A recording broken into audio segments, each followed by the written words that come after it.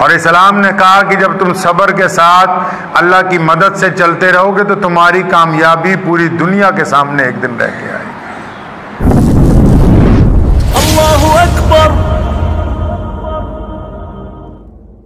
कुछ लोगों ने मुझे कहा, गैर मुस्लिम दोस्तों ने, कि तालिबान की सरकार बन गई, आपने उस पर कुछ नहीं बोला। बहुत सारे अखबार वालों के, लगातार मीडिया वालों के फोन आए कि जी इंटरव्यू करना है। गोदी मीडिया का इंटरव्यू करने से क्या नजरिया है? बस यही कि वो मुसलमान है, हम भी मुसलमान हैं, और तुम हमसे कुछ कहलवा के सिर्फ मुसलमानों की बेइज्जती करना मकसद है आपका? अगर हम अपने मुंह से उनकी तारीफ करेंगे तो तुम ये कहोगे कि हम उनके मुसलमान भाई हैं। ये तो तारीफ ही करेंगे, इसलिए हम अपने मुंह से तारीफ नहीं करते। तुम्हें एक रास्ता दिखाता हूं मैं।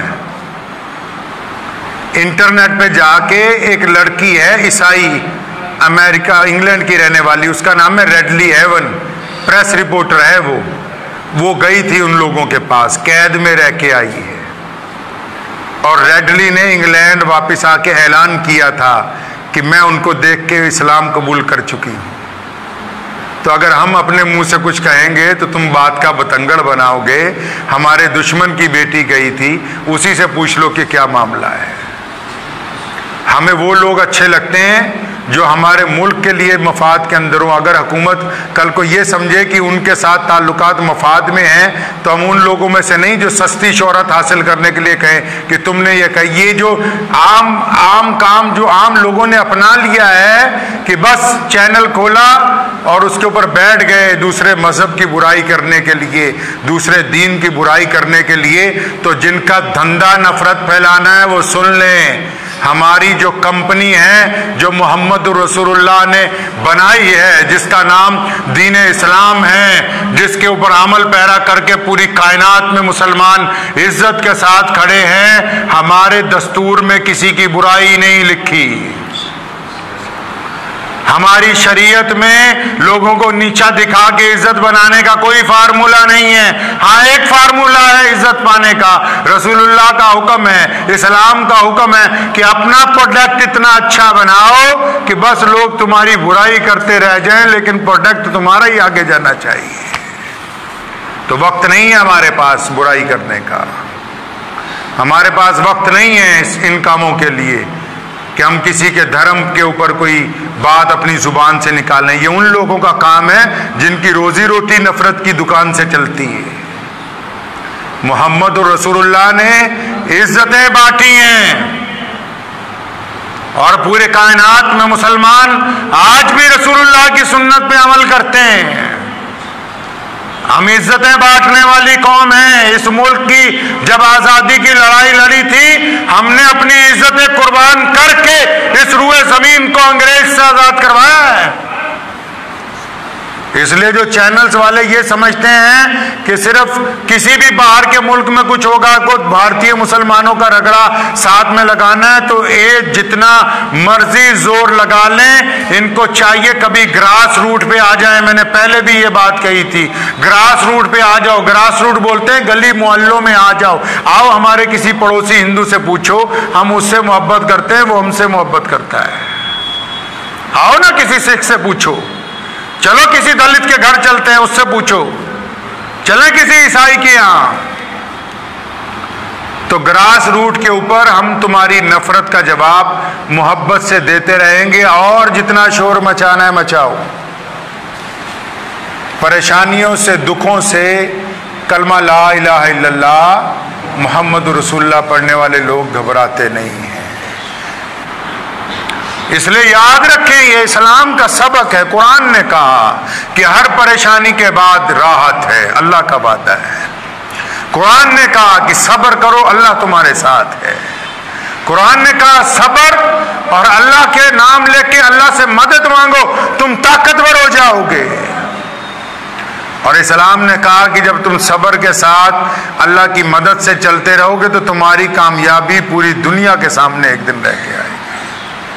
इसलिए अपनी जिंदगियों में जो गम हैं, उन गमों को बता दें कि मेरा अल्लाह मेरे साथ है।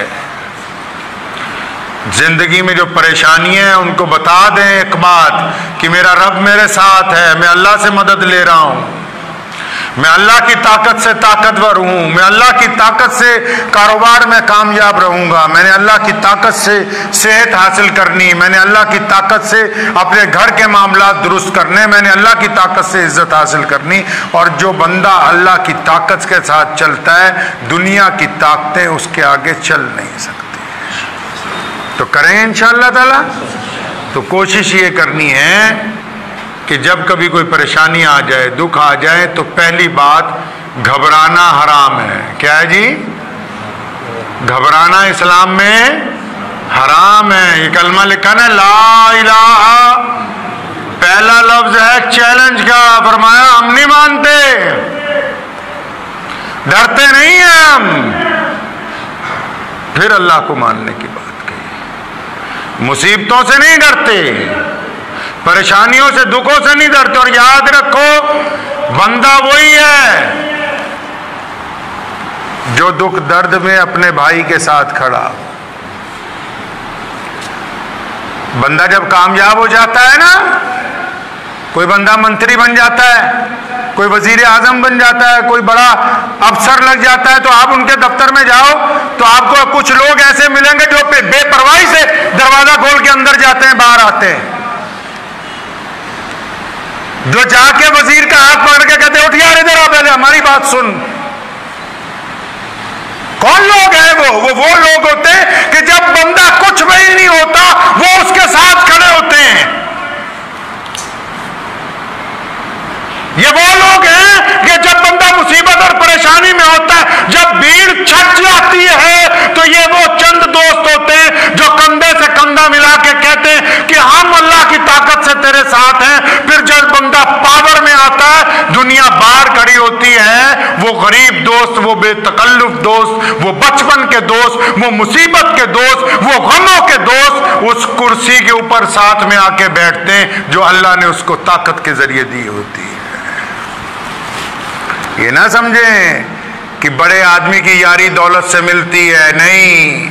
अल्लाह बड़ा है सबसे, अल्लाह की यारी दौलत से नहीं, अल्लाह की यारी यारी से मिलेगी। अल्लाह से दोस्ती लगाएं, लोगों की इसलिए मदद करें कि मेरे रब का हुक्म है, गरीब की इसलिए मदद करें कि मेरे रसूल ने फरमाया है, गरीब को इसलिए खाना खिलाएं कि मेरे रसूल का हुक्म है।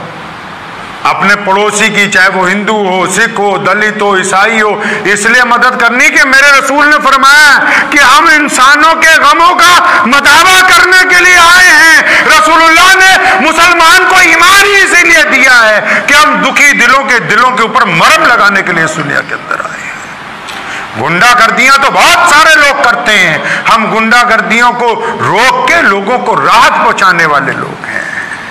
तो दुआ कीजिए अल्लाह इस पे अमल की तौफीक अता फरमाए। कुछ लोगों मुझे उम्मीद है कि आपको ये वीडियो पसंद आई होगी। अगर पसंद आई हो तो ये आप अपने दोस्तों के साथ शेयर करें और इस चैनल को सब्सक्राइब जरूर करें।